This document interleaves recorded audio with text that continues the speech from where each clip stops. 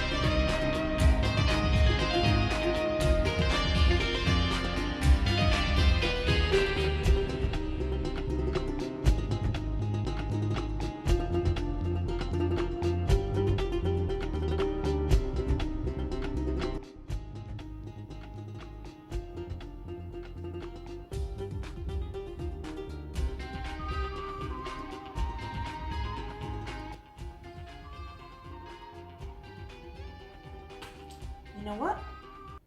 I think this eye is complete. It's actually really fast. I wasn't expecting it. I am in love with this look. It's like the perfect mermaid.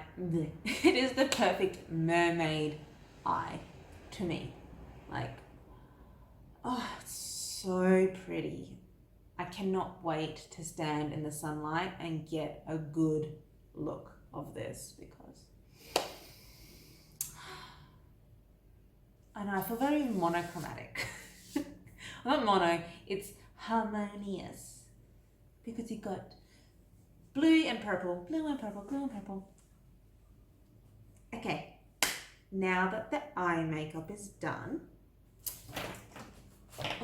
see, I got my whole notes here because, like, even though I know it, I don't want to forget stuff. So, yeah, before I move on to the next eye, I will tell you about how objects have their color. And the truth is, objects don't have color. Color depends on the viewer's perspective. It depends just as much on the human eyeball and brain as it does on the material of the object and the light surrounding it. So white light is a mixture of all the colors mixed together. It is a bunch of wavelengths and frequencies. So in short, it's energy. This has just made me think of how photons are both wavelengths and particles. But anyway, that's for a different video. I'm not going to get into that now, it's way too much. So how an object interacts with light energy depends on its atomic structure and electron configuration. So a few things happen to light when it interacts with an object. One is that it reflects or it scatters. Most objects reflect light, and some materials do it better than others, such as metal.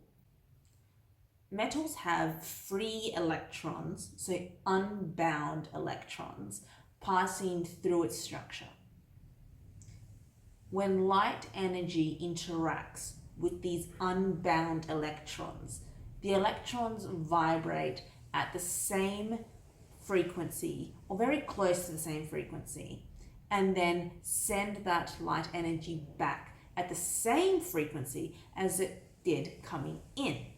So more unbound electrons, the more shiny an object is. 2, absorption. On the other hand, objects absorb light energy, making something look opaque. So this happens when the frequency of the light energy coming in is close to the bound electrons in the material. So that energy is absorbed. Whatever is not absorbed is reflected, and that is the color you see. So say you see a red bowl, the materials in that red bowl are absorbing all the colors, so all the frequencies except for the red frequency. That one is reflected back, and that's why you see red. 3 is transmission. So say the light energy is too high or too low, and that energy just passes right through the object. So think of glass or a see-through plastic or something like that. Transparent.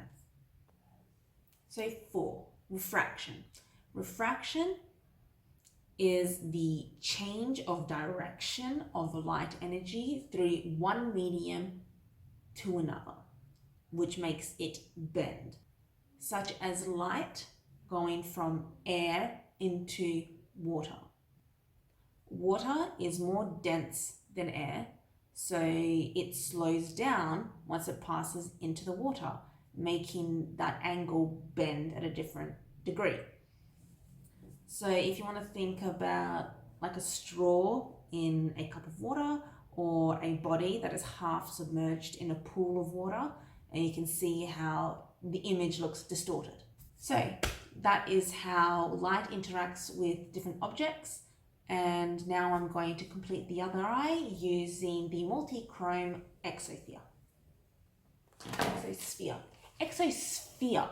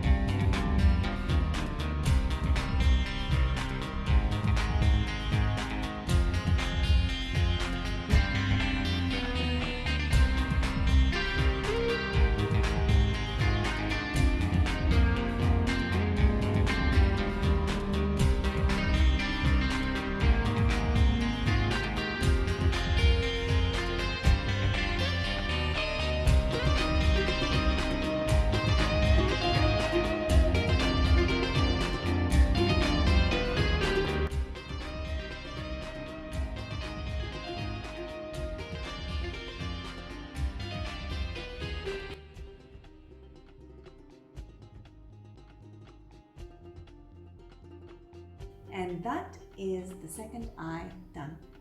And also my full trial of the Aurora Flare collection. So I've been playing with them a little bit off camera and like going to work with them and everything, and they've been great. I look forward to wearing these two eye looks by themselves and, you know, trialing different color combinations and styles and techniques. And yeah, I am really happy with these eyeshadows, and I would highly recommend the brand Divina Cosmetics if you're looking for something new to try.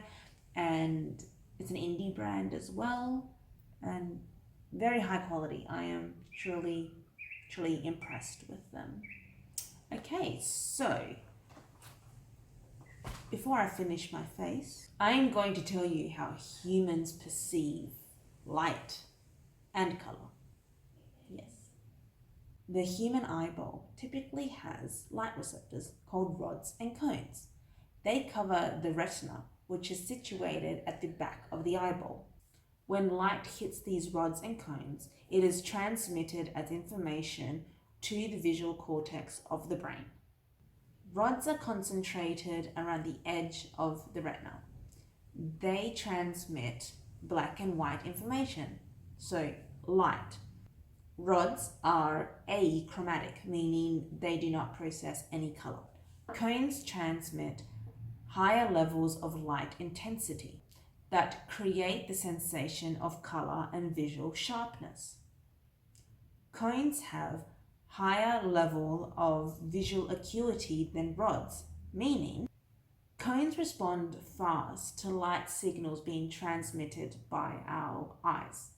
Aka, we see color fast. Rods, on the other hand, are slow reactive, meaning they take longer to respond to the sensation of light coming in, which would account for how it takes a while for our eyes to adjust when there's a sudden change in brightness. Cones are chromatic, and they come in 3 different types, each perceiving one color: blue, red, or green. And from this, we get to see the full range of the rainbow. People with faulty trichromatic vision have all 3 cones, but one of them is misaligned, which results in a faulty color perception. Now, the names for those 3 different types of faulty color vision. The first one is, don't laugh, deuterinomally, tyrannomally, which is the reduced sensitivity to green light. Protenomally, which is the reduced sensitivity to red light. And the last one, tritanomally, is the reduced sensitivity to blue light. Then there is dichromatic vision, where someone has only two types of cones and are completely lacking in the third type of cone. The different types of dichromatic vision are deuteranopes, which is a nope to the color green, and protanopia, which is the nopia to red, and trinopes, which have a complete absence of blue and is extremely rare. And I'm sorry for how corny that was, but it was like the most easiest way for me to remember and for you to remember, hopefully. So lastly, which is probably the most rare and difficult to live with, is achromatic vision, where someone has no perception of color at all. They rely on their rods in the eye to perceive black and white light coming in. So they see the world in a range of greys. So with the faulty cones and achromatopsia, it can range in severity. So there can be mild, moderate to severe cases. And sometimes there's no real way of telling how well you are perceiving the world around you. So you don't know if you're seeing things at full saturation or full brightness. Are all colors being seen equally, or is there a disparity? I think the only way that we can truly understand how someone else sees the world around them is if we could actually enter their brain and see with their brain, not just their eyeballs, which is currently impossible. So I'm going to finish my face off and then I can come back and talk to you about how special effect colors, paints, and multi-chromes are made. I have returned. Please proceed. So this is the finished face. More about that in the description below. Now, before I get into multi-chrome makeup, I want to have a quick input here about color changing paints. So when I say color changing paint, I mean the actual paint changes color and not reliant on the viewer's perspective. So one type of paint that changes color with temperature, they are called thermochromatics.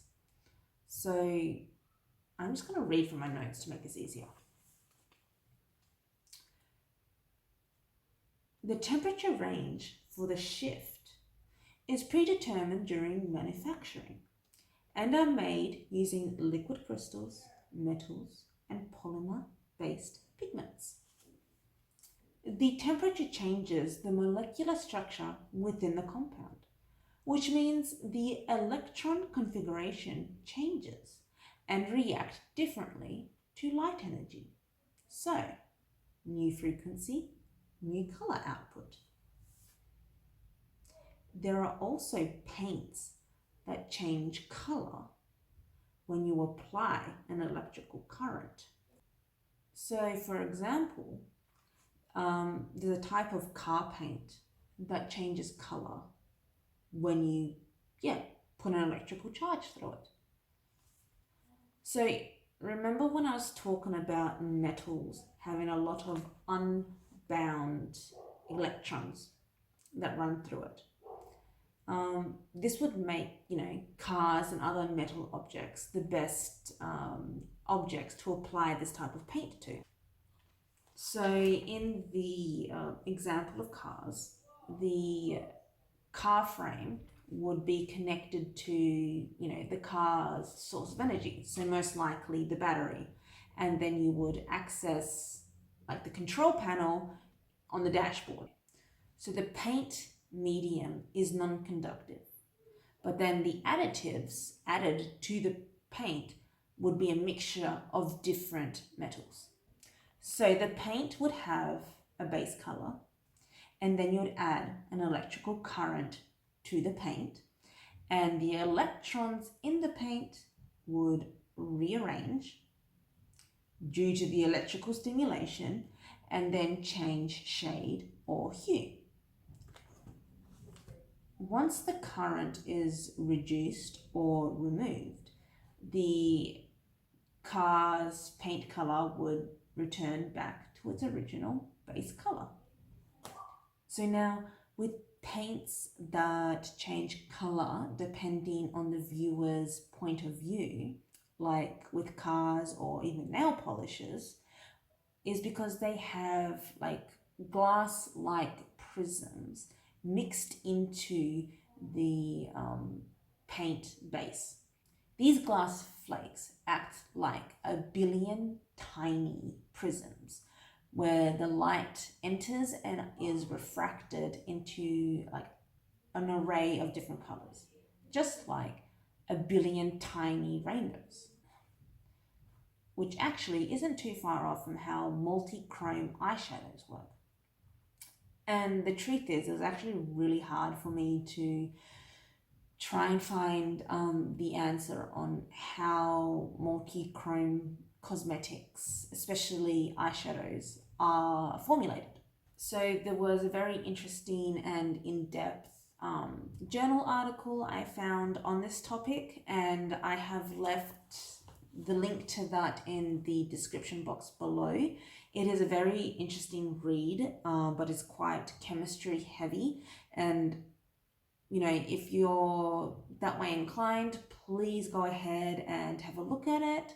But for the purpose of this video, I have compressed it and like really simplified like summary of it to make it easily digestible for viewers. So basically, multichromes are a pigment that is part of a multi-layered system. So it's like a multi-layered pigment.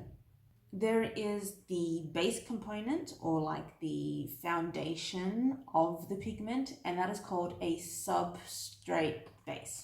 The best substrate materials used to create special effect pigments are natural and synthetic mica, alumina, silica, and calcium aluminium borosilicate. The optical layer, or the layer that gives the most striking color to the pigment, are predominantly like a thin coat of metal oxides, such as titanium oxide, which is white and can create like shiny pearlescent whites and silvers. And then there's iron oxide, which is used for like natural skin tones, and there's a variation of like yellows to reds to browns and black.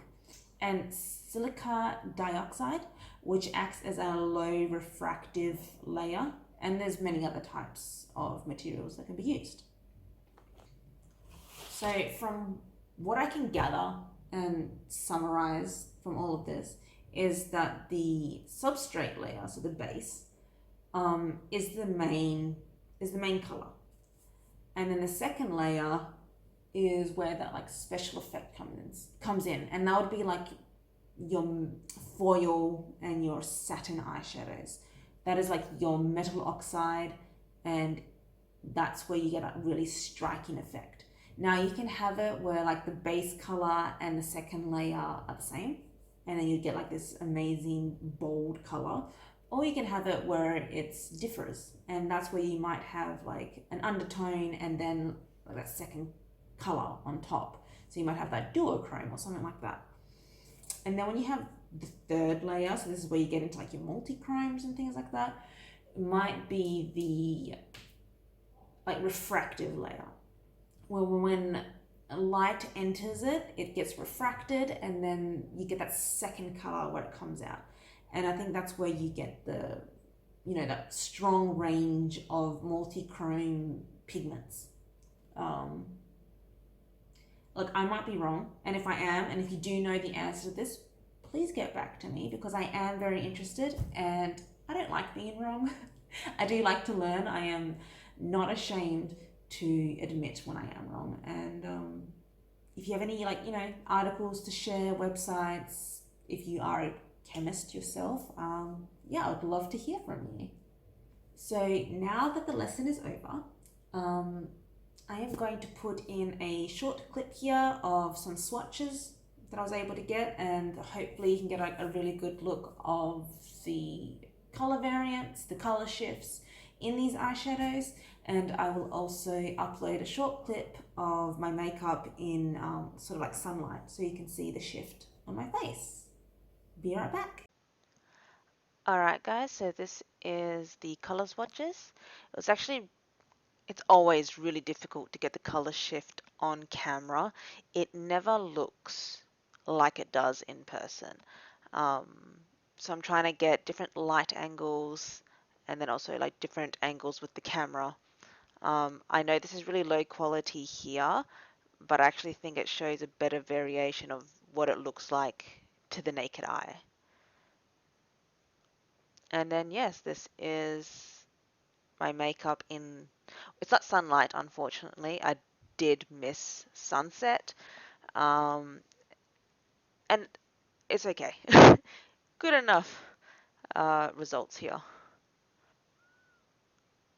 So that was Borealis and Exosphere.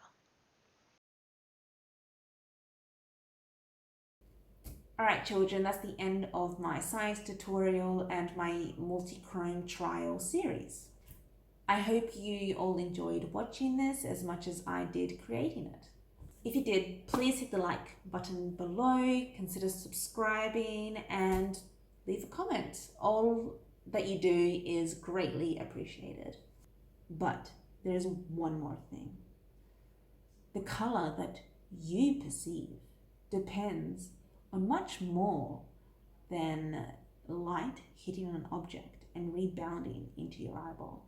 The visual cortex has evolved to perform many context-dependent corrections on the color and intensity of the light around you. The effect is that your perception of an object depends just as much on what you think it should be from past experiences. So the result is, do you know exactly what you're looking at, or is it just an illusion? See you next time on Makeup and Science.